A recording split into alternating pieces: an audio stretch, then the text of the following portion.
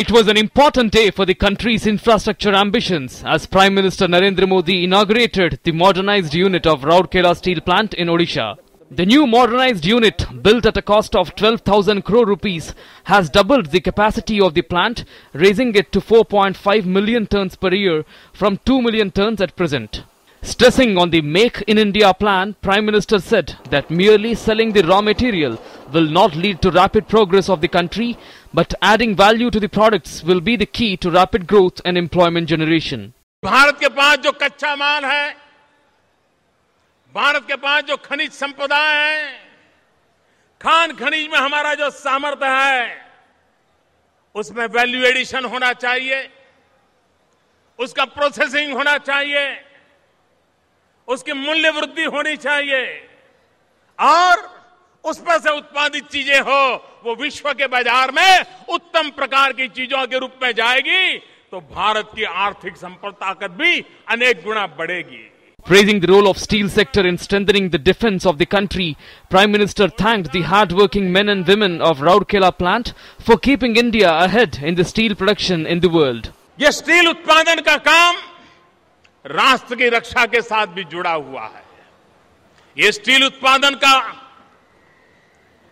काम न सिर्फ उड़ीसा के आर्थिक जीवन को लेकिन पूरे देश के आर्थिक जीवन में एक नई ताकत देता है. इस पिछड़े इलाके में ये उद्योग के कारण रोजगार की संभावनाएं बढ़ी हैं. यहां के गरीब से गरीब व्यक्ति के लिए रोजी रोटी का अवसर उपलब्ध हुआ है और आने वाले दिनों में उसके विकास के कारण और अधिक रोजगार की संभावनाएं होगी, विकास के और नए अवसर पैदा होने वाले. Referring to the new initiatives of the government by devolving more financial resources to the states, Prime Minister said that with the new provisions of the Finance Commission, Odisha will now get 25,000 crore rupees annually as share from tax revenues. Prime Minister also referred the latest coal block auction, which has fetched more than 2 lakh crore rupees, to assert that this was possible only because of the transparency policy of auction devised by the government. जिन 204 खदानों से हिंदुस्तान की तिजोरी में 1 रुपया नहीं आता था, सिर्फ 20 की नीलामी से 2 लाख करोड़ रुपए से ज्यादा रकम सरकार के खजाने में आया. और ये पैसे दिल्ली के खजाने में जमा नहीं करेंगे.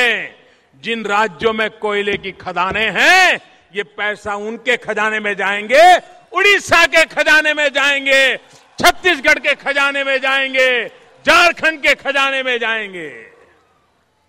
राज्य में ताकत आएगी. भाइयों बहनों, ईमानदारी के साथ अगर काम करे तो कितना बड़ा परिवर्तन लाया जा सकता है, ये उदाहरण आपके सामने है. Prime Minister thanked various regional parties for helping in passing key legislations in the parliament. He also announced a super speciality hospital in Odisha. Prime Minister congratulated the people of Odisha on the traditional New Year festival and announced a special package of 50 crore rupees. Abhishek Jha's report, DD News.